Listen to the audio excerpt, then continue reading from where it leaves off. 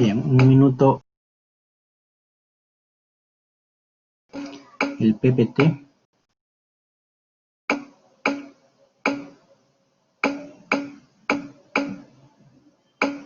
Bueno, el tema que vamos a ver el día de hoy es un tema que está referido al depósito de microcristales. Existe una gran variedad de sustancias inertes que pueden tener esta capacidad de depositarse, y su correlación con patología principalmente articular o del aparato locomotor es lo que nos hace estudiarlas el día de hoy, ¿no? Bien, vamos a empezar. Acá está. Bien, bueno, mi nombre es Joel Peláez Tronco, soy médico asistente del Servicio de Reumatología del Hospital Nacional 2 de Mayo. Y, bueno, hoy día se me encomendó este tema. Cuando hablamos de artropatía por miocristales, nos estamos refiriendo a un grupo grande de enfermedades principalmente inflamatorias que les producen una reacción inflamatoria in situ, y el desencadenante de este proceso es el microcristal, ¿no? El cual llega a depositarse, puede ser en forma interna o a nivel periarticular, originando una clínica específica. También es descrito que esto puede depositarse a nivel de otro tejido, ¿no? Eso lo tenemos muy claro. Entonces, tenemos una serie de sustancias que pueden tener esta capacidad y que pueden originar patología. La más conocida por todos es el depósito o la enfermedad relacionada a depósito de urato monosódico, conocida como gota, ¿verdad? Pero también tenemos una serie de microcristales que pueden también originar patología. Entonces tenemos el pirofosfato de calcio dihidratado, fosfato de calcio básico, oxalato de calcio y otros ejemplos más como colesterol. La infiltración o los corticoides intralesionales también puede ser descrito, pues, patología asociada también a clínica articular, incluso lípidos también está descrito. Anticuerpos podemos agregar dentro de ese listado que existe. Por la significancia clínica y frecuencia vamos a hablar principalmente de tres entidades: urato monosódico, cristales de pirofosfato de calcio dihidratado y la hidroxiapatita, que lo veremos en la parte final. Tenemos a la gota en primer momento.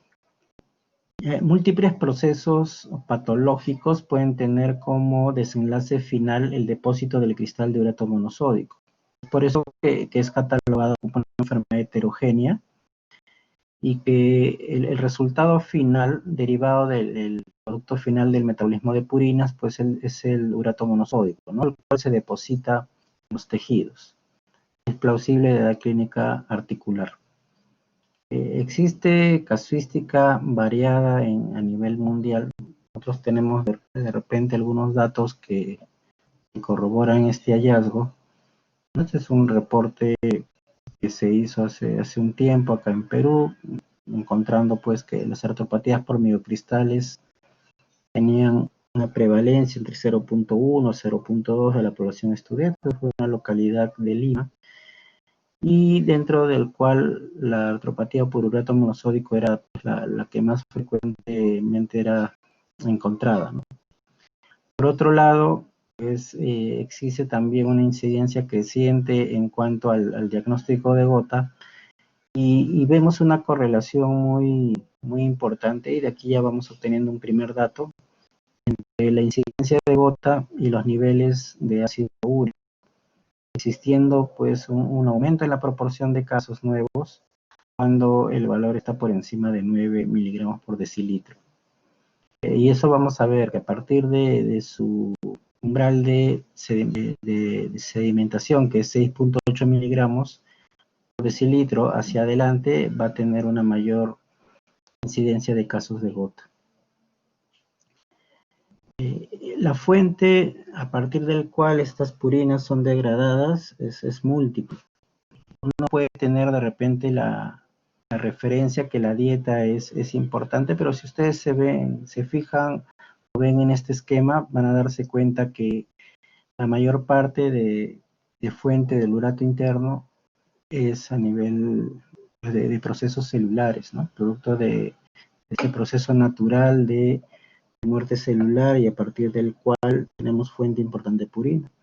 Más la dieta solo representa un tercio de ese aporte. Es así que no solo entendería uno el proceso de la gota basado en pues, la fuente exógena, lo que consume el paciente, sino también en enfermedades que son capaces de producir pues, un aumento en el cambio celular. Este ácido úrico ya producido como producto final, pues atraviesa una serie de procesos a nivel de diferentes tejidos, dentro del cual el riñón es de repente el de mayor relevancia. La eliminación es principalmente renal. Y a nivel renal sufre una serie de procesos ya conocidos que tienen que ver con la filtración, reabsorción, secreción y finalmente pues el producto excretado, que pueden hacer variar su concentración a nivel sérico, pudiendo esto asociarse, alterarse o producirse por defectos en el proceso de excreción de este elemento en la orina. Es de recordar que el proceso de secreción de ácido úrico está correlacionado con unos receptores transmembrana que intercambian pues, algunos iones con la molécula de urato, incorporándolo tanto al citoplasma y originando transmigración del mismo hacia la sangre o viceversa, ¿no? Permitiendo pues el paso del mismo hacia el lumen que se encuentra a nivel de los túbulos renales. Es así que gran parte de la casuística que nosotros vemos en pacientes con gota está correlacionado con una alteración en la función renal, debido a la alteración de alguno de estos procesos, ya sea que pues, disminuye la secreción o aumenta la reabsorción de la misma. En sí, si hablamos de la enfermedad, un evento importante, un evento predisponente, es el aumentar los niveles de ácido úrico a nivel de sangre. Los procesos son múltiples, pero que confluyen en dos eventos principalmente. Una disminución de su excreción o un aumento en la producción de ácido úrico, ¿no? De fuentes de purina.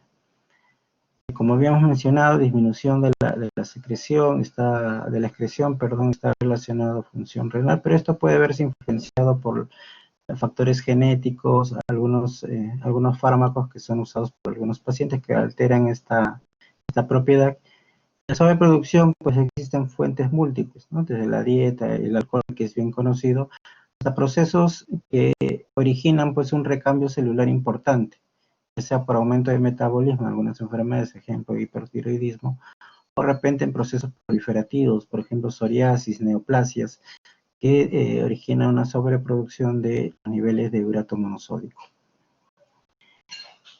Esta condición no es suficiente para que se produzca el depósito del cristal a nivel tisular.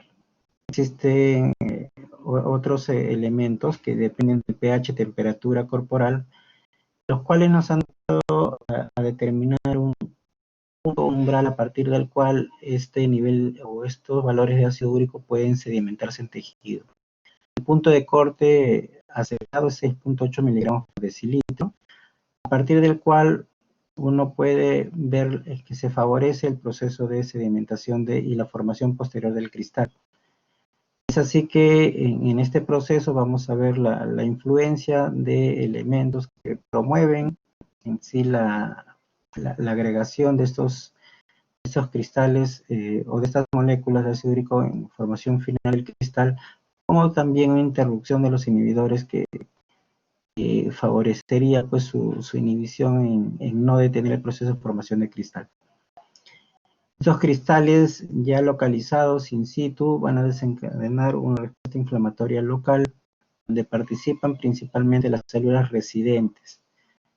Ustedes conocen a los sinoviocitos tipo A, tipo B, que en respuesta a este proceso de presencia de cristal van a tener una influencia importante mediante la producción de citoquinas proinflamatorias, quimioatrayentes también que van a favorecer la llegada de otros elementos como los polimorfonucleares, alteraciones vasculares, en sí van sumando para que este proceso inflamatorio pues sea expandido y origine una respuesta aguda muy importante, ¿no? Y esto es más o menos la característica final de esta enfermedad, en el cual existe pues una gran afluencia de elementos celulares y moléculas que favorecen el proceso inflamatorio en forma rápida y aguda, produciendo las crisis de Gota.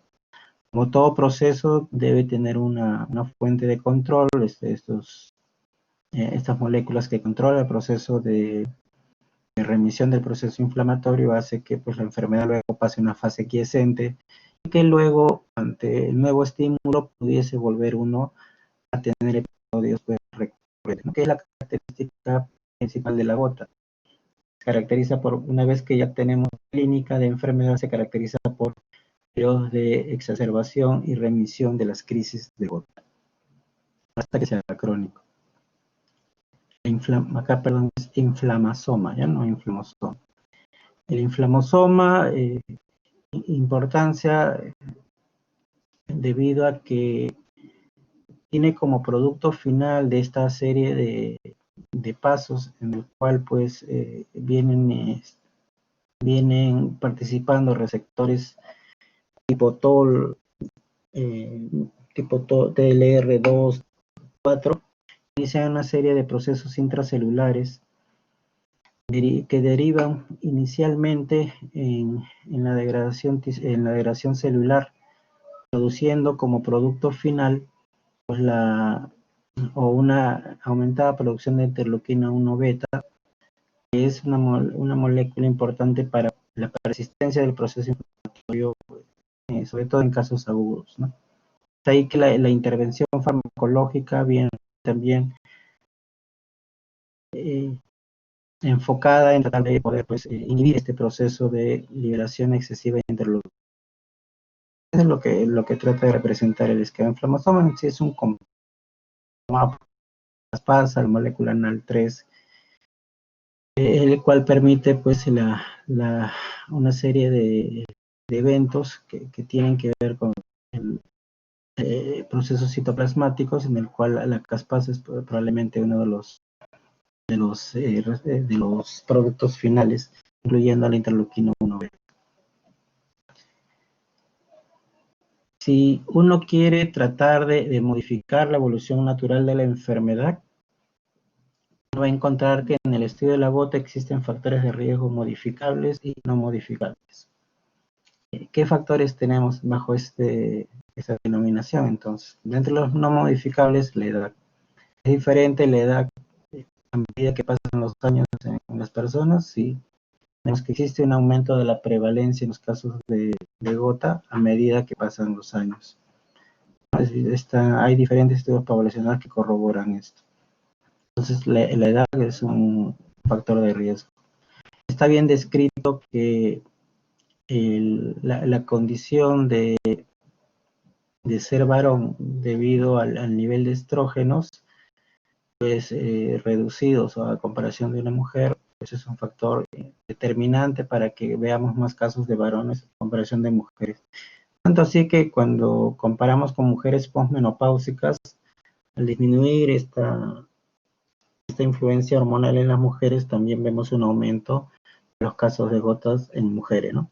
Mujeres premenopáusicas con gota es muy difícil encontrar, uno debería considerar que esto es una rareza, salvo que exista un factor genético de base, ¿no? en esa paciente. Y esto por el efecto uricosúrico que tienen los estrógenos, ¿no? Lo cual es un factor protector de mujeres. Los modificables y el más importante de todos pues, son los niveles de ácido úrico a nivel sérico. No es equivalente a decir gota igual hiperuricemia, pero es el principal factor pues, que hay que controlar. Como les había mencionado, existe un límite a partir del cual sedimenta, es el límite de solubilidad, que es 6.8. En base a esto es que se han propuesto algunos puntos de corte como metas terapéuticas. Se llevar a niveles por debajo de ese umbral para poder decir de que la terapia está siendo eficaz. En varones el punto de corte es 7 y en mujeres posmenopáusicas, porque es donde está la mayor población de mujeres con gota, tenemos el valor o el corte de 6. Dentro de las posibles factores de riesgo modificables, también hay que recordar una serie de fármacos, dentro de los que sobresalen los diuréticos.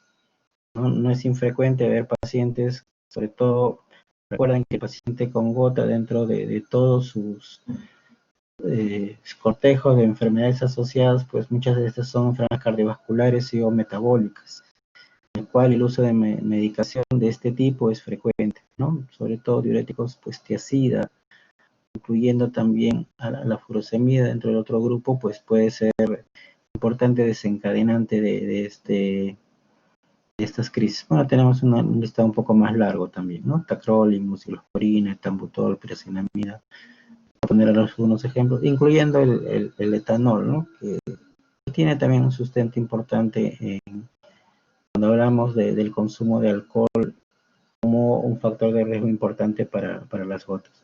La aspirina a bajas dosis también, entre 81 a 100 miligramos es una dosis que puede favorecer el depósito de cristales. Esto por un proceso que tiene que ver con la reabsorción tubular que se da a nivel renal. Paradójicamente, cuando hablamos de salicilatos, aspirinas, pues las altas dosis tienen un efecto antiinflamatorio, ¿no?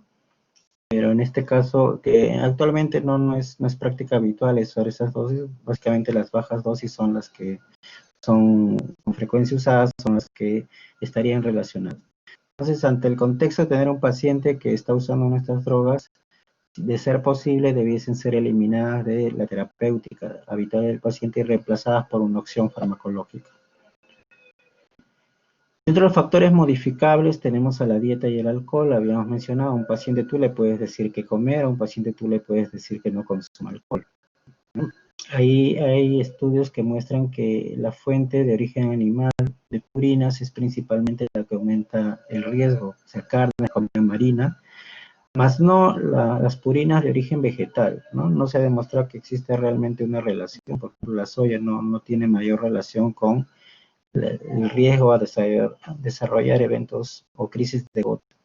El alcohol sí, principalmente la cerveza es la que está más asociada a esta posibilidad de desencadenar pues ataques de gota. Por el contrario, otro tipo de bebidas, en comparación con la cerveza, pues tienen mínima influencia y muchas veces no son, dependiendo del volumen a consumir, no son limitados su consumo. Un factor importante para poder pues mejorar los niveles de ácido úrico en sangre son los lácteos.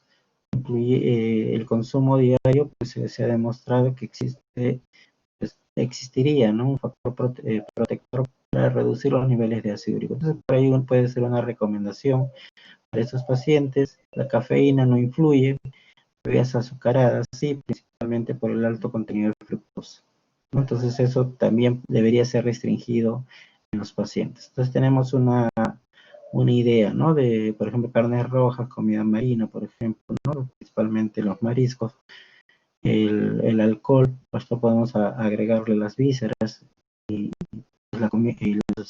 las sustancias muy azucaradas deberían ser prohibidas. Estimular el consumo de en los pacientes. Las enfermedades asociadas generalmente vienen acompañando a esta enfermedad. Es un punto a tener en cuenta, ¿no? Cuando uno sospecha el diagnóstico de gota, la comorbilidad asociada, que es de frecuencia. Obesidad, hiperlipidemia, hipertensión, RC, por ejemplo, están asociadas a este riesgo. Por lo tanto, este tipo de enfermedades debiesen ser tratadas en conjunto en pacientes con gota o compensadas. La hiperuricemia como factor principal puede ser es explicada bajo dos mecanismos, y es así que uno puede plantear una clasificación en el cual existe una disminución de la excreción renal en estos pacientes y por lo tanto eso favorecer la hiperuricemia o un incremento en la producción. Dentro de las causas o la clasificación asociada a disminución de la excreción, pues puede ser como idiopática o alteraciones propias de la estructura renal, como pues riñón poliquístico, hiperuricemia familiar juvenil, por ejemplo, ¿no? Alteraciones que pueden condicionar a esta condición que principalmente se existe en personas jóvenes. El gran grueso de pacientes se encontrará dentro de este grupo de causas secundarias, ¿no? Pacientes hipertensos, CRC, alguna enfermedad metabólica específica como hipotiroidismo, hiperparatiroidismo, por ejemplo, el uso de algunos fármacos específicamente ya descritos en diapositivas anteriores también influirían. Menos frecuente es que haya un exceso de producción, ¿no? Entonces, 10% de los casos solo se encuentran en este grupo. ¿No? Hay causas que no tienen explicación directa, pero los idiopáticos, y defectos enzimáticos heredados, principalmente visto en personas jóvenes, ¿no? Si ustedes ven un joven, hablamos de población menor de 20 años con gota, lo que hay que buscar pues es una alteración de algunas de estas enzimas, ¿no? La fosfatidiltransferasa, por ejemplo, la glucosa 6-fosfato pueden tener relación con esta posibilidad.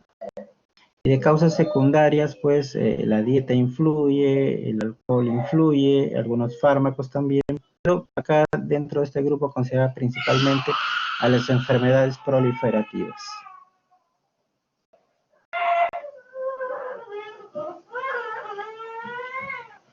Bien, nos vamos a la parte clínica.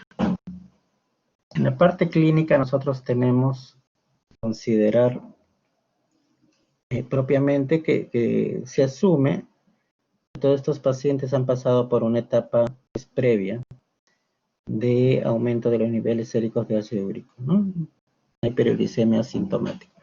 Nos vamos a referir entonces específicamente a la etapa de crisis, intercrisis, ¿no? Fases agudas de aumento de estos mediadores inflamatorios, en el cual hay un dolor específico, que ahí lo vamos a revisar, características que tiene este proceso, y una fase ya donde la enfermedad se establece, en el cual se habla de la gota tofacial crónica. Temporalmente, pues uno puede plantear diferentes tiempos en cuanto a la duración de estas etapas. La fase sintomática, bueno, no hay un estudio que realmente prediga cuánto tiempo suele cursar estos pacientes, no hay datos específicos. Se acepta a veces incluso rangos variables entre 2 a 14 años, pero no hay algo muy conocido. Por el contrario, las etapas sintomáticas sí tienen periodos de evolución, ¿no? Y acá hay una característica que ustedes tienen que recordar. Miren, los procesos inicialmente, en un paciente que debuta, las crisis agudas, tienen dos características. Primero, el número de articulaciones al inicio suele ser muy reducido. Puede ser una mono o oligoartritis, y a medida que va avanzando en tiempo la enfermedad, sea por periodo de crisis e intercrisis, se suele ser poliarticular, las exacerbaciones. Entonces, las crisis van aumentando en extensión. Y por otro lado, los periodos de intercrisis, a medida que va pasando el tiempo, se van haciendo cada vez más cortos. Esa es una característica que vemos en la evolución de la gota, ¿no? La evolución natural de la gota. Tiempos variables puede ser, ¿no? Tiempos variables. Normalmente, al inicio, las duraciones de las crisis suelen no ir más allá de 2 semanas, pues en una etapa mucho más avanzada, las duraciones de la crisis pueden extenderse hasta más allá o muy cercano a los 2 meses. Eso es lo que estamos viendo. O sea, muy parecido más a un caso de gota crónica. Cuando ya hay presencia de tofo, o sea, si ustedes ya ven tofo en un paciente, la denominación que tiene este paciente es como una artritis gotosa crónica. ¿Ah? El tofo es el parámetro para decir que estamos ante un cuadro crónico. Y como ven ustedes en este esquema, es principalmente dentro del contexto de un paciente que no logra remisión porque suele tener clínica persistente, pueden coexistir periodos de exacerbación de las crisis. Son reagudizaciones que suelen ser, por lo general, ser poliarticulares en el contexto de un paciente con gota atofasia crónica. Ya vamos a especificidades, ¿no? Gota aguda, como ya les mencioné, pues en general las crisis de gota suelen ser breves. El dolor dentro del las primeras 24 horas cuando alcanza mayor intensidad. Recuerden ustedes que así no le den tratamiento al paciente, la gota se autolimita. Obviamente es mejor darle medicación al paciente, ¿no? Para que no esté sufriendo. Entonces le damos AINE, pero por lo general, pues la gota, con o sin tratamiento, va a remitir. Claro, con tratamiento será más corto el periodo de sintomatología. La articulación, como les mencioné al inicio, es monoarticular. La articulación que con mayor frecuencia se afecta suele ser la primera metatarsofalange, también conocida esta forma clínica como podagra. Miren, 90% de los casos es monoarticular y la mitad de los casos son bajo la forma de podagra. Por eso es importante ese dato muchas veces. Pero puede tomarlo e interpretarlo de otra manera, ¿no? La otra mitad de los casos no hace podagra también. Lo interpretas de las dos maneras.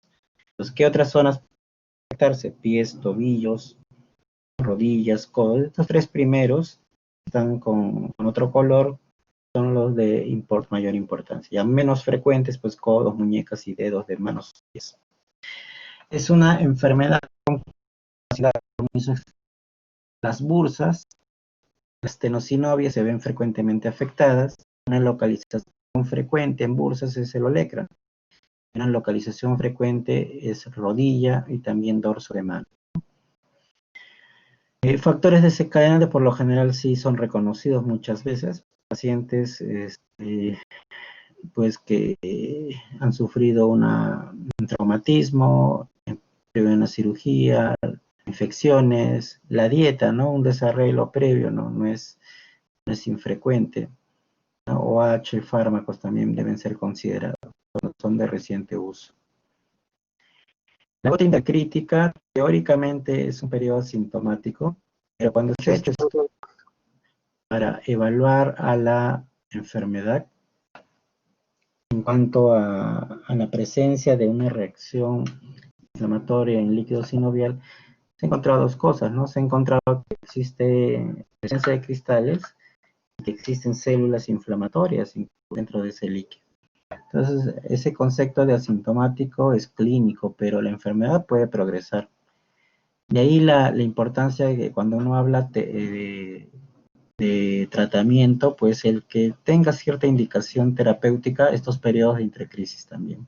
Y no solo no darle medicación. La medicación, como les mencioné, son variables al inicio más espaciadas, a medida que pasan los años suelen ser más cortas. En caso de la gota atofasia crónica, la presencia del tofo lo que representa es un depósito in situ del ácido úrico. Viene asociado esto a alteración de la arquitectura ósea y de tejido circundante, por eso es la etapa destructiva de la gota. Puede haber, en el caso de que esté comprometida el espacio articular, puede haber cambios de osteoartritis secundaria asociada, pero la característica fundamental, pues, o la evidencia fundamental a nivel óseo es la presencia de erosiones, ¿no? Lo que caracteriza esta enfermedad. Una enfermedad erosiva por excelencia. Dentro de ese grupo tenemos varias enfermedades, ¿no? Enfermedades erosivas AR, por ejemplo, psoriasis, tenemos a las infecciosas, a las neuropáticas, ¿no? Los tofos hay que buscarlos en diferentes lugares, a veces pasan desapercibidos. Las manos, lugar de frecuente ubicación, muñecas, no se olviden del pabellón auricular, no se olviden pues de rodillas, de bursa olecraniana, y zonas de presión, sobre todo en pacientes que están postrados, muchas veces en esas zonas hay que ubicar. A diferencia de lo que mencioné en el caso de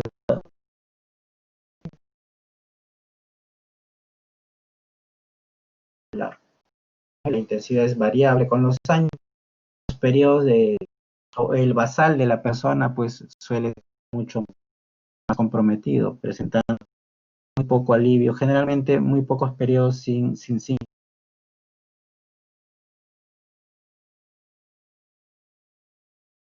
De no ser por el tofo, esto puede llevar a ser confundido con una artritis reumatoide.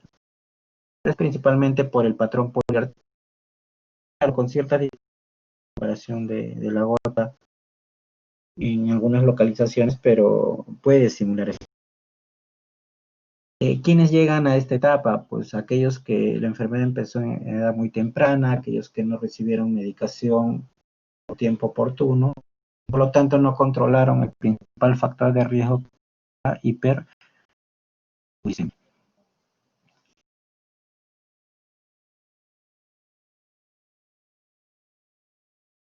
Bueno, casos de gota, ¿no? Calaburzas, mañanas aumentadas, artritis, ¿no? Una artritis interfangea proximal, acá pues hay necrosis, ¿no? En parte de esta imagen más blanquecina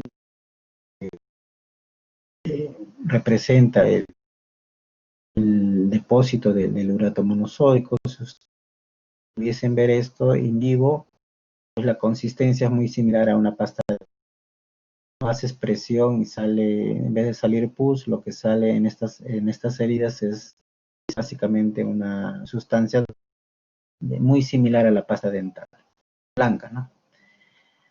El tofo en pabellón auricular, hay que buscarlo ahí también. Y acá hay una representación de imagen de una de las características fundamentales de la bota, la erosión. Si ustedes ven una imagen de artritis reumatoide, van a ver que estas erosiones son mucho más pequeñas en artritis reumatoide, localizadas en márgenes pues, articulares.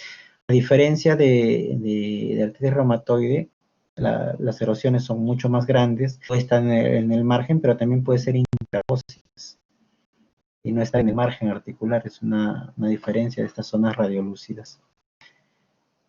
Característica, ¿no? Característicamente a este tipo de erosión se le denomina mordedura de ratón o de rata, ¿no? Que es la forma, una de las formas de denominación que...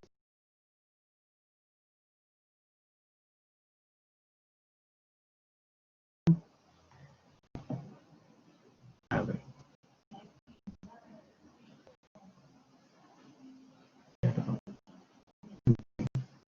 Bueno, el diagnóstico. El diagnóstico ya está bien determinado. Acá presentamos algunas variables que uno puede pensar pues, que pudiesen aproximarse al diagnóstico, como por ejemplo el dolor y el derrame, la presencia de podagra, la presencia de tofo o no, la determinación de cristales, ¿no? Durante o el periodo de crisis o intercrisis, el nivel de ácido úrico, imágenes, por ejemplo. ¿Qué es realmente lo que sirve para el diagnóstico? Pues es muy claro, ¿no? Y si ustedes encuentran la presencia de cristales de urato monosódico durante un ataque, pues eso es el elemento más importante para concluir el diagnóstico. Y pueden ver ustedes gráficamente que no es suficiente tener un nivel de ácido úrico alto. Si bien es cierto es el principal factor de riesgo, no hay una correlación directa entre nivel de ácido úrico pues, y presencia de una fase clínica, de una artritis en etapa aguda, no hay esa correlación. Es más, en realidad el factor determinante para que exista la sedimentación del ácido úrico no es el valor, digamos, si solo ver el valor absoluto de ácido úrico, sino lo más importante es la variación que existe de ese valor de ácido úrico.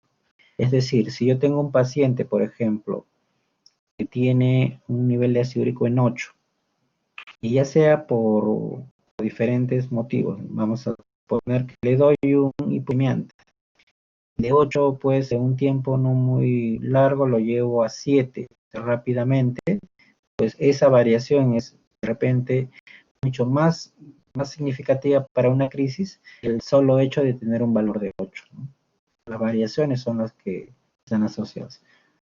Viceversa también, ¿no? Variaciones hacia arriba también pueden condicionar, siempre que sean bruscas. Las radiografías también no son específicas, si bien es cierto la erosión es importante, pero como le digo hay otras enfermedades que pueden dar erosiones. Lo de la fase intercrítica sí sería importante, pero pues, el que no regularmente no hagamos este procedimiento, pues un paciente que no tiene la articulación hinchada, difícilmente este método te va a servir pues para evaluar, ¿no? No te va a permitir en cuestión técnica hacer una adecuada artrocentesis, por eso es que puede encontrar cristales, pero no es el método ideal. La presencia de tofo cuando está definido, es decir, cuando tiene histología, también es determinante para el diagnóstico. Clínicamente la podera es lo que tiene más valor, pero de todos ellos recuerden que es la determinación de cristales durante un ataque en una muestra de líquido sinovial. Cuando hago el estudio de líquido sinovial por el TOFO, pues la visualización de los cristales de urato monosódico, mediante pues la luz polarizada, ¿no? Que yo encuentre esta condición, ¿no? De birrefringencia negativa, forma de aguja, algunos de estos son intracelulares, por ejemplo, en este esquema, va a ser suficiente para caracterizar a mi cristal de urato monosódico. En cuanto al líquido sinovial, muchas veces este líquido no suele ser suficiente. En los casos de gota aguda, de repente voy a encontrar un líquido meramente inflamatorio, lo que puede tener valores muy elevados de polimorfos nucleares que pueden hacer confundir con una artritis séptica. Por el contrario, ¿no? Si al paciente yo, por ejemplo, lo encuentro en una etapa ya quiescente, de repente una gota atrofasia crónica, donde hay derrame, pero no hay un dolor significativo, es posible que si yo hago una artrocentesis, el líquido tenga una celularidad muy baja, muy cercana de repente a los valores de normalidad incluso. Bien, entonces, no necesariamente el líquido es determinante, si hablamos de la citología, el citoquímico, perdón. Lo de mayor valor en el líquido sinovial es encontrar la presencia del cristal de urato monosódico. En un paciente que no puedo hacer diagnóstico porque no puedo obtener líquido, pues la clínica pudiera ser una ayuda en conjunto con hiperuricemia, ¿no? Sobre todo si la localización es muy sugerente, por ejemplo, una podagra. Pudiese yo sugerir, pero es un diagnóstico solo presuntivo. La normuricemia, recuerden, no excluye. Y ahí te dan un dato, ¿no? 40% no altera o no tiene valor alterado durante los ataques de crisis. En 2015, pues, hablaban también, por clasificar a la gota, el Colegio Americano de Reumatología y el Grupo Europeo, pues, tratan de clasificar a la gota y para eso nos han dado algunos elementos, incluyendo, pues, laboratorio, la clínica e imágenes. Y que, bueno, es necesario también que sea conocido esto, ¿no? Criterio suficiente, o sea, si tienes este criterio suficiente para clasificarlo como gotas a la presencia de cristales. O en un TOFO encontrar también cristales de urato monosódico. Si tienes eso, clasificado como gota. La clínica, pues monoartritis es muy sugerente, pero la localización, ¿no? Primera metatarso-falángica, alternativa tobillo medio pie, tiene valor. Si es ahí en la primera metatarso, tiene también pues, un valor importante. Tenga todos los síntomas clásicos de una artritis, ¿no? No es suficiente con que esté rojo, tiene que haber aumento de volumen y tiene que haber dolor al movimiento, lo cual implica que la articulación está comprometida, es principalmente compromiso articular más que extraarticular. El episodio, y esto siempre debe ser preguntado, porque estos pacientes tienen antecedentes de haber tenido crisis, entonces ustedes pregunten acerca del tiempo de resolución de cada crisis y el tiempo de duración entre una y otra crisis. Y eso puede ser, pues, suficiente para yo tener la condición de acercarme al diagnóstico de gota. Claro, si es primer episodio es difícil, pero si este paciente tiene ese comportamiento de sus crisis, pues ya es muy sugestivo que estamos ante una gota, ¿no? Un paciente caracterizado por periodos de crisis e intercrisis. El TOFO es suficiente muchas veces para catalogar pues, al paciente como gota, aunque debe hacerse del estudio histológico. Laboratorio pudiese aportar ácido úrico o el análisis de líquidos sinovial refiriéndome al citoquímico, pero no es lo más relevante. Y las imágenes también actualmente han cobrado importancia, principalmente el ultrasonido. debido a que se puede encontrar el depósito mediante pues algunos signos ecográficos, valorar y evidenciar el depósito de cristales de borato monosódico, que es lo que ha tomado bastante fuerza y utilidad realmente con ultrasonido en múltiples enfermedades musculoesqueléticas. ¿Cómo tratar a la gota? Ya hemos hablado de modificar factores de riesgo, ¿no? Hay algunos que son modificables, otros que no son modificables, pues. Como habíamos mencionado, en cuanto a la dieta, el 33% es de fuente exógena, entonces tiene influencia, pero solo parcial. Por eso es que no necesariamente el controlar los niveles de ácido úrico te asegura que el paciente ya no va a tener crisis. Es parte importante, pero no es suficiente. Entonces, la dieta debe ser también pues complementada, ¿no? Obligatoriamente el paciente no debiese consumir carnes ricas en purinas, como las vísceras, carnes rojas, ni la comida marina. Ya les había mencionado que las purinas de origen vegetal no son necesarias excluirlas de la dieta, y eso pudiese también ser importante dentro de las recomendaciones. Tratar de controlar los otros factores de riesgo, sobre todo enfermedades metabólicas. Por eso el peso debe ser importante también en su meta terapéutica, ¿no? Y un adecuado control lipídico. Si hablamos ya de fármacos, bueno, existen fármacos que inhiben la producción de ácido úrico, o sea, toda esta cadena desde la presencia de la purina hasta su producto final, que es el ácido úrico. Pero también, una vez formado el ácido úrico, hay formas de eliminarlo del organismo, ¿no? Vía renal. Entonces hay fármacos que estimulan su eliminación. Es así que tenemos pues a los fármacos que son uricosúricos por un lado, y fármacos pues que actúan o inhiben a la santina oxidasa, ¿no? Que son los fármacos más reconocidos. Existen otros fármacos que pueden actuar o modificar también este proceso de acumulación de ácido úrico. Sí, también existe.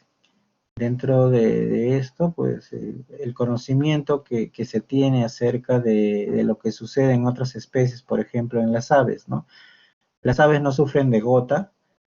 Esto es debido a que las aves tienen una enzima, que es la uricasa, que permite transformar el ácido úrico en alantoína. Entonces, de esa experiencia vista en animales, se ha elaborado pues estos productos eh, conocidos como uricasas, que es la roscuricasa, pegloticasa, que transforman la molécula de ácido úrico hacia alantoína, evitando su acumulación, ¿no? Es una forma de tratar esquemas también con estas drogas sugeridas. Por otro lado, esto es en el contexto de reducir el principal factor de riesgo, que es los niveles elevados de ácido úrico. Pero si hablamos de crisis, pues hay que detener el proceso inflamatorio, y ahí toman lugar los AINES, la colchicina, los corticoides, y en algún momento tratar de inhibir la producción de interleuquina 1 beta, o por lo menos su afinidad al receptor de interleuquina 1 beta. Hay moléculas que en algún momento tomaron importancia, como el anakinra, por ejemplo, ¿no? Que es una molécula anti-L1. Entonces, ¿qué tenemos disponible? Los AINES, por ejemplo. Los AINES pueden ser usados. La primera línea, los AINES, es una buena opción, ¿no? Ya la elección del mismo va a depender de la comorbilidad, si usan uno selectivo o un dos específicos. Cada uno tiene contraindicaciones de acuerdo a factores de riesgo cardiovascular o gastrointestinal. Alternativa al AINE, la colchicina oral. Antes existía un esquema que buscaba pues rápidamente hacer que se logre el cese del proceso agudo, porque la colchicina inhibe la migración leucocitaria, por lo tanto, pues la quimioatracción relacionada a la interleuquina 1 beta. Entonces, este proceso se buscaba lograr rápidamente. Actualmente se ha visto que no hay mucha diferencia entre hacerlo rápido o no hacerlo rápido, salvo la toxicidad que origina, ¿no? Antes se daba cada media hora hasta que el paciente haga diarrea. Actualmente se usan pues espacios un poco más grandes entre una y otra, no más allá y en una total no sobrepasar, se sugiere. Luego, pues recordando pues su posible efecto secundario que tiene depuración renal, que tiene influencia también de metabolismo hepático. Entonces, pacientes con esto va a haber un poco de cuidado. Es una buena opción.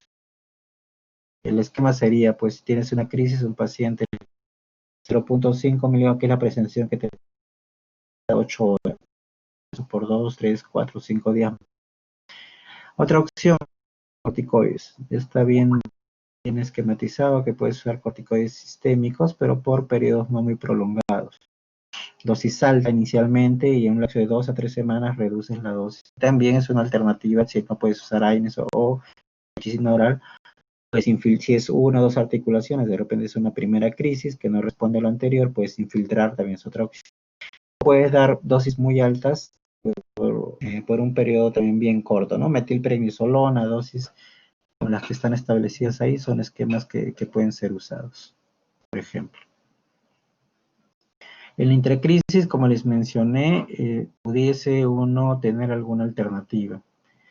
Las AINES pudiesen usarse como a dosis mínima, pero siempre el riesgo de que el uso prolongado pues origine algún efecto secundario, mucho menos o mucho más tolerable y menos tóxico a dosis bajas, que generalmente es de 0,5 miligramos día, es la colchicina, que suele ser el medicamento habitual para los periodos de intercrisis, ¿no? Que se suele usar en pacientes para evitar las recidivas.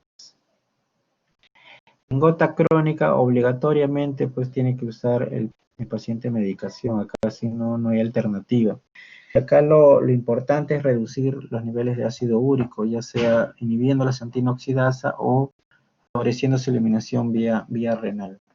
Entonces, primera línea en sí son los niveles de santina oxidasa. La dosis es variable, el rango puede llegar como dosis máxima 800 miligramos día, pero por lo general con las dosis entre 100 a 300 miligramos día suele ser suficiente para controlar la mayor parte pues, de crisis que se ven en pacientes.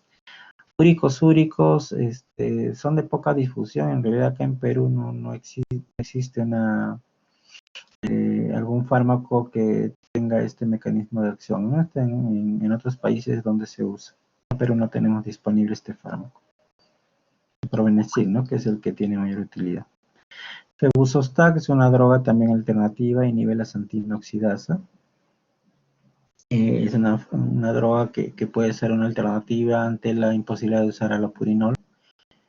Y bueno, y existe una serie de fármacos que también han podido pues, ser usados con diferentes objetivos, ¿no? Para incorporarlo al rubro de las uricas, tenemos la pergluticasa, inhibidores de interleuquina 1, es el ejemplo anakinra. También se ha probado pilonacex, canakinumab, que tienen el mismo mecanismo de acción. Bien, todo eso en cuanto a gota, ¿no? Entonces, no olvidar que hay factores de riesgo que tienen que ser tratados. Algunos son modificables o no, siendo la hiperuricemia lo importante. El diagnóstico requiere de urato monosódico.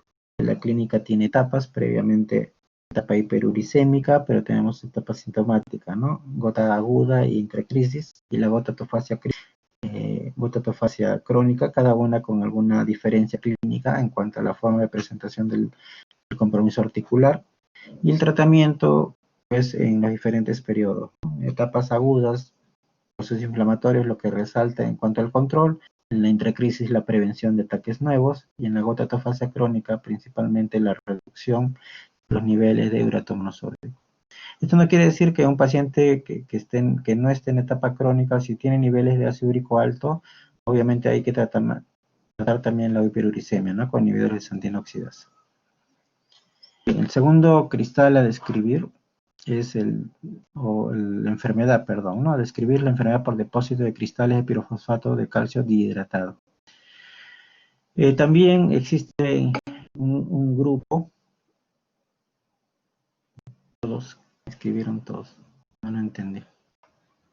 Sí, una pregunta querían hacer.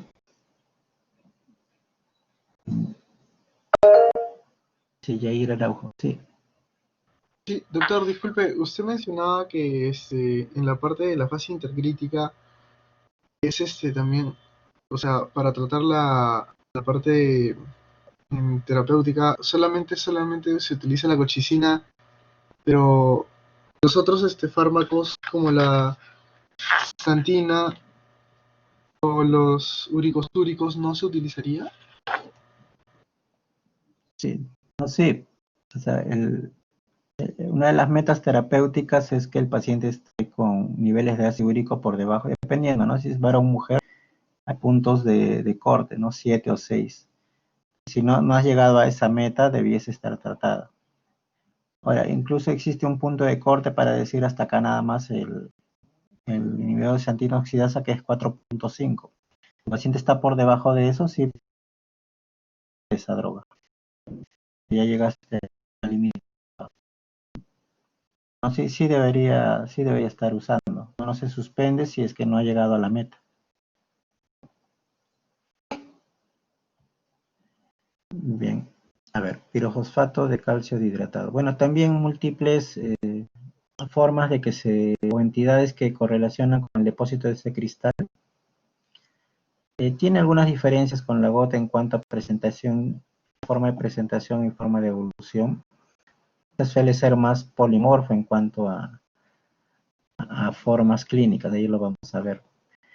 Muchas veces el hallazgo es incidental, miren, existe una prevalencia de 4%, pero cuando han hecho radiografías a pacientes de edad avanzada, pues la mitad de los casos pueden ser detectados de depósito de cristales. Quiere decir que gran grupo pasa asintomático.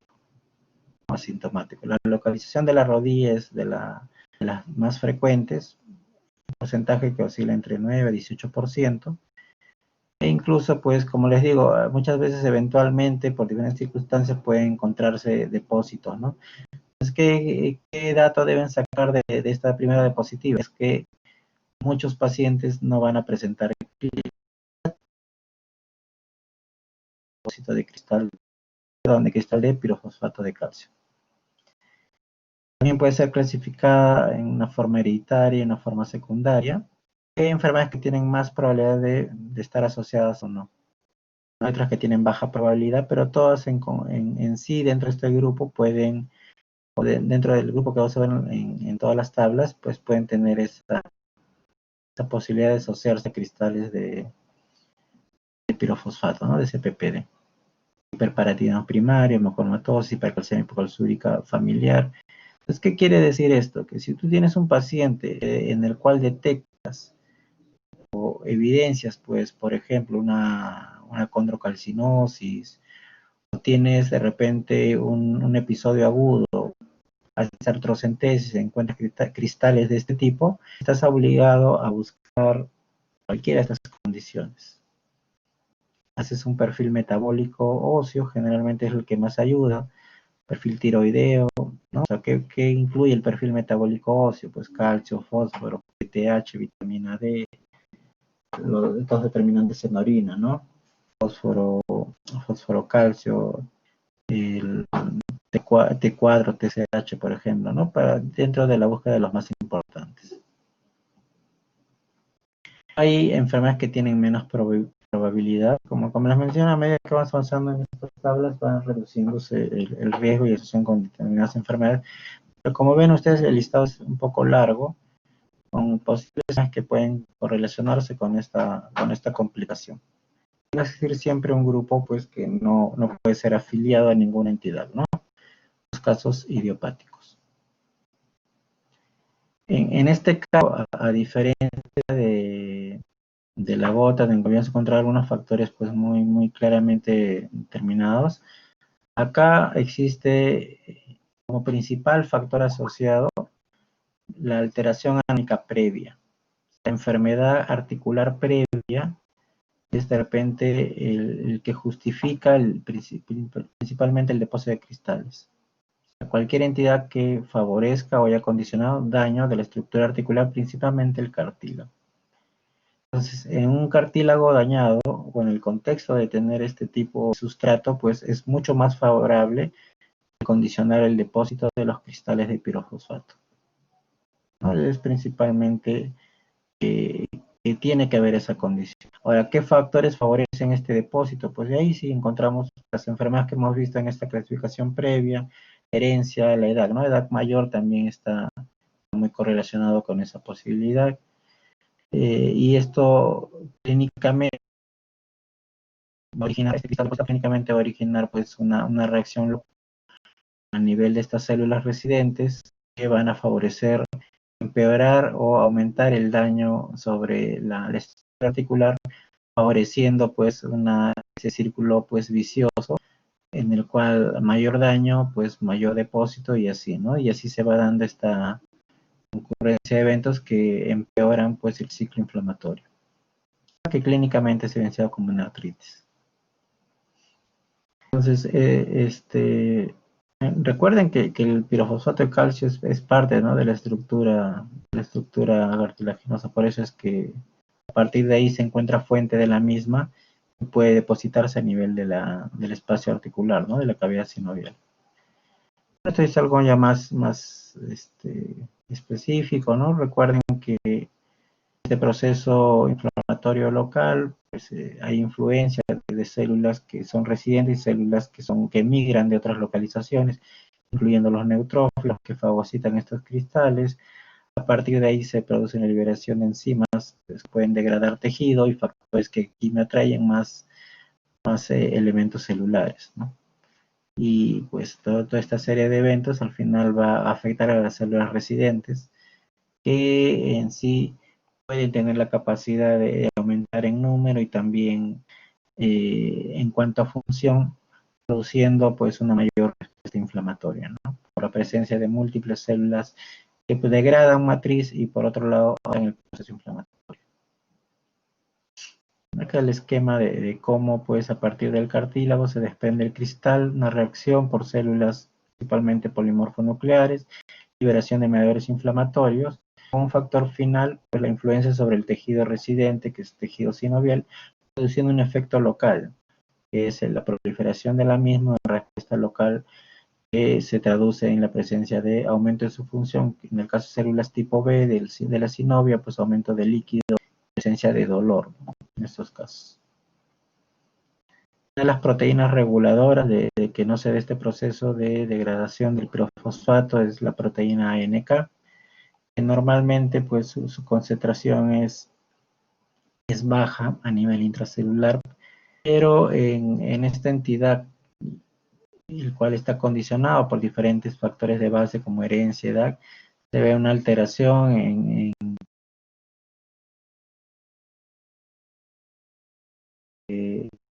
lo cual es favorecido, perdón, por mutaciones en la proteína NK, lo que sea ANK, ¿no? O sea, esta alteración en la contracción está relacionada a alteraciones o mutaciones de esta proteína que incluso se ha estudiado para intervención farmacológica.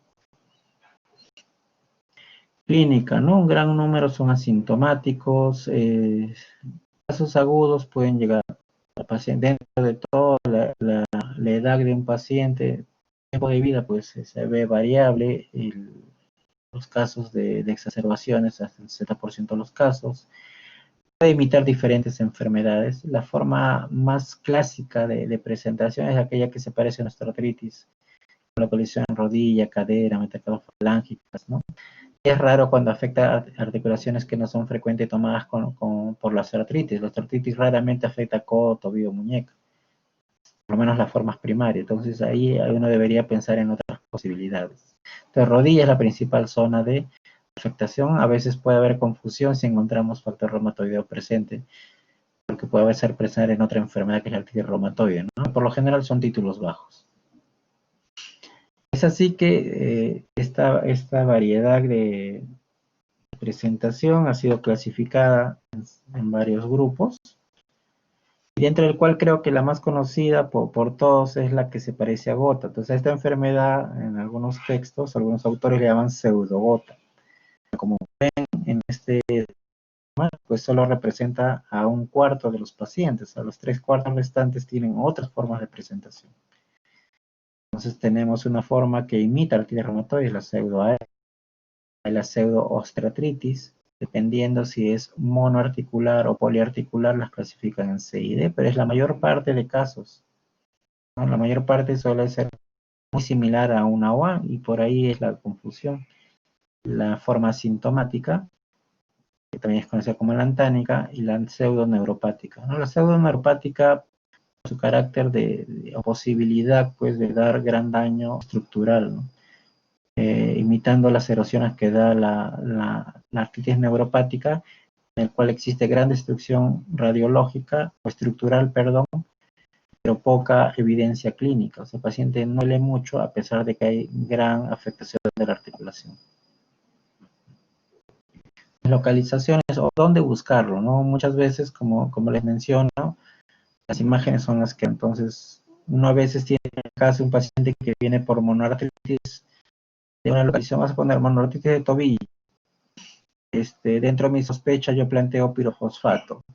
Entonces, lo que yo podría hacer, una alternativa de repente, porque no es posible extraer líquido sinovial, es hacer radiografías de diferentes estructuras. Ahora, ¿qué zonas deben ser tomadas de mayor frecuencia?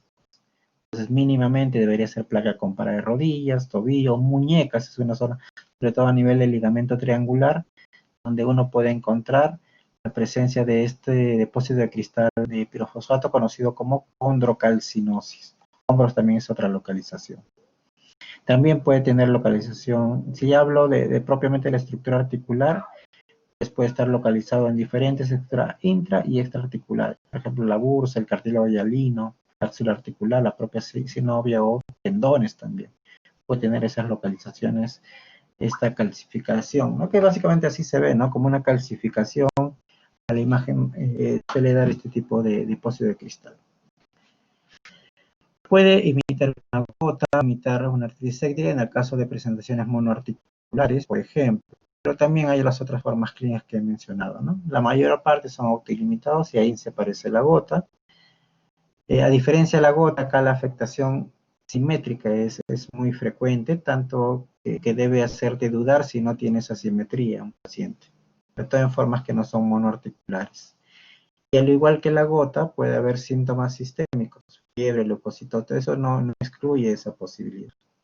No pensar de que no da fiebre. Desencadenantes, en este caso, ya les mencioné condición predisponente, pero también traumatismos, pues directamente sobre la articulación afectada puede estar relacionado. Los pacientes, por lo general, hay situaciones que condicionan al depósito del cristal, como son, pues, enfermedades intercurrentes como infarto, las cirugías es muy frecuente, ¿ya? En cirugías es frecuente que pacientes manifiesten esta posibilidad, algunos fármacos, manipulación de la articulación. La mayor parte de los casos, aparentemente no hay una condición predispuesta. Hay también criterios para tratar de determinar esta enfermedad, pero si revisamos estos criterios diagnósticos, pues el principal elemento es la determinación de la presencia del cristal. Luz microscopio óptico de luz polarizada. A diferencia de ureto monosódico, acá hay refrigencia positiva, en la otra vía negativa, si recuerdan, ¿no? Y la morfología es diferente también. Acá es más similar pues a por así decirlo, un polígono, a diferencia de la gota que es forma de aguja, ¿no? Clínicamente hay elementos que pueden sugerir de acuerdo a su localización. Recuerden que esta enfermedad tiene preferencia por rodillas, pero también por otras articulaciones grandes principalmente. Acá tenemos ejemplos. Miren, acá una radiografía de rodilla. Hay cambios degenerativos, sí. Cambios de osteoartritis, por ejemplo. Acá hay osteofito, un poco de esclerosis subcural, pero acá vemos el depósito de cristal de CPPD, acá a nivel del margen articular de estas interfalángicas, metacarpofalángicas, perdón. Acá tenemos en la región anterior al tendón de Aquiles también, en ese espacio, ¿no? La calcificación. Entonces, todo eso puede ser de ayuda para este diagnóstico. El tratamiento, pues básicamente es del ataque nada más, o sea, se trata del ataque agudo. Acá no se ha visto que haya mucha influencia en tratar la condición que origina la mórbida de fondo, en realidad. O sea, lo ideal es que esa condición de todas maneras esté controlada, En el momento de crisis no tiene mucha influencia en su control. Los ataques son los que sobre el cual tenemos que centrar. Entonces uno puede tratarlo pues con antiinflamatorios no esteroideos. Colchicina también se ha usado, corticoides intralesionales.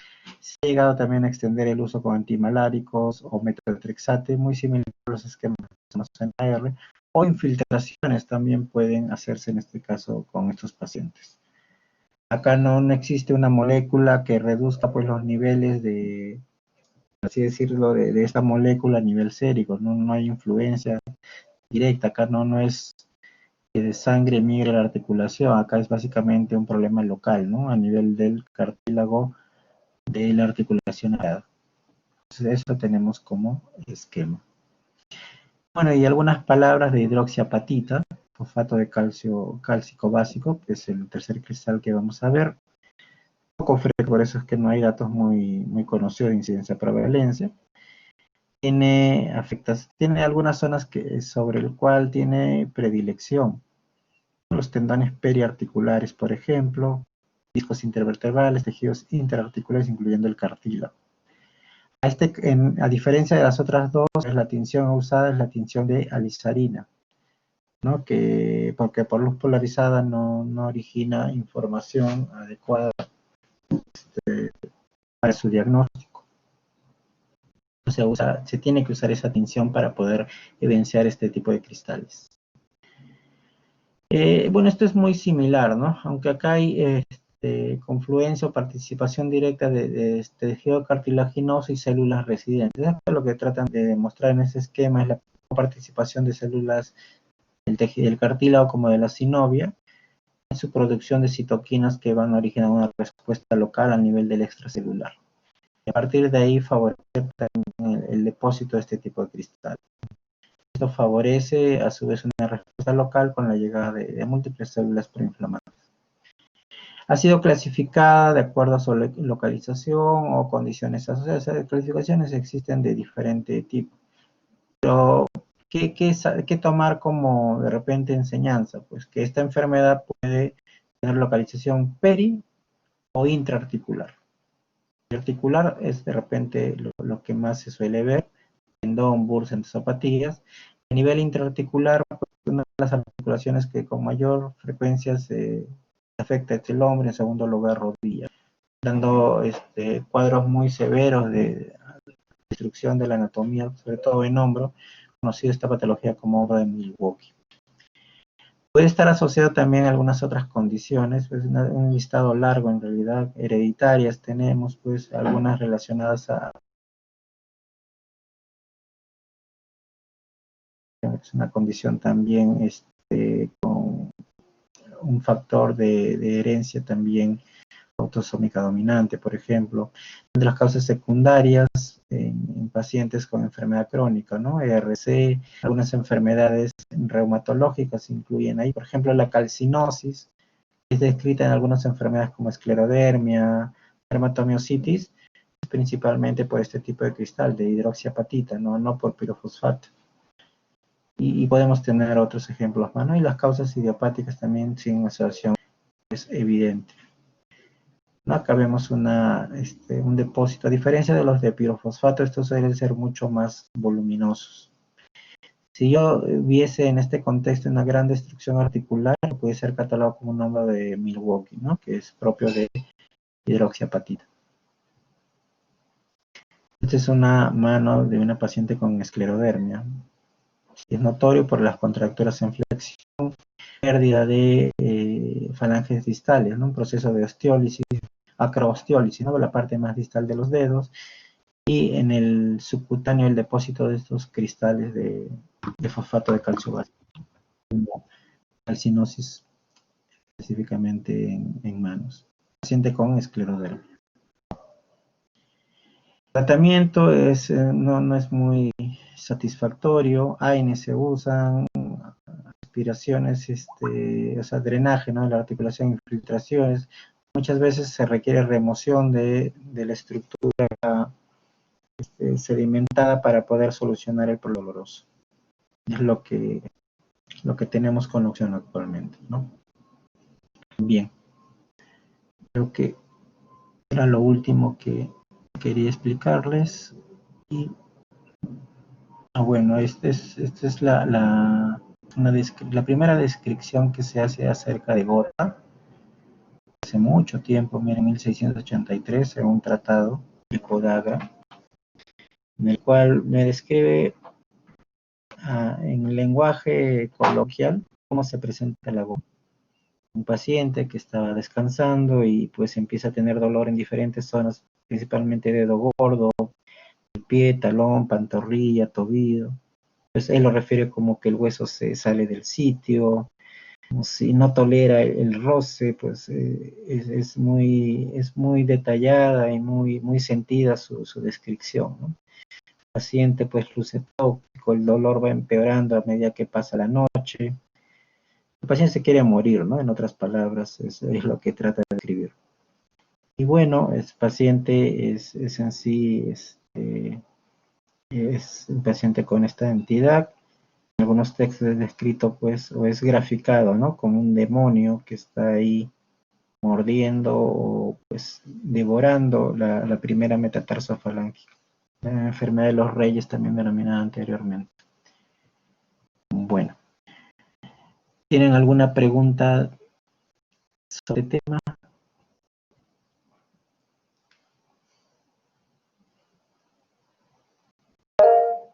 Sí, Exxon Aries, sí, te escucho.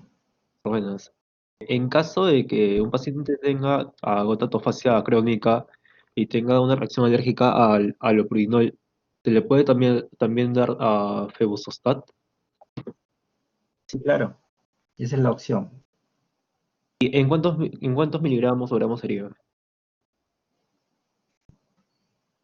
Sí, la dosis depende bastante siempre. O sea, cuando tú tienes un paciente con estas entidades, pero tienes que tener claro de repente Estás hablando de un paciente con gota tofacia, ¿verdad? Sí. Lo que tienes que tener claro es la posibilidad, pues, de determinar la excreción de ácido úrico específicamente, porque en base a eso uno puede elegir una u otra droga. Viene en vía oral el Febuxostat, es para la toma diaria. Va a depender bastante de la depuración de creatinina, su dosis. Si mal no recuerdo, es de 40 miligramos, si mal no recuerdo. Sí, 40 miligramos. 40 miligramos día, pudiendo ascender a 80 miligramos si es que lo requiere el paciente. Si empiezas con una dosis baja, ves igual función renal, si lo amerita, puedes llegar a 80 miligramos, pero una vez al día nada más. Ya, doctor, gracias.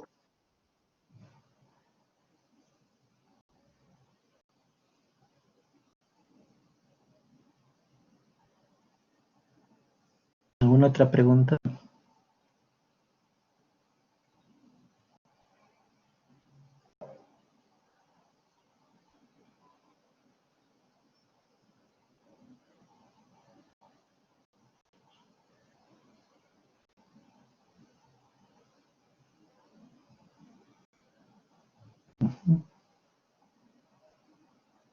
Bien.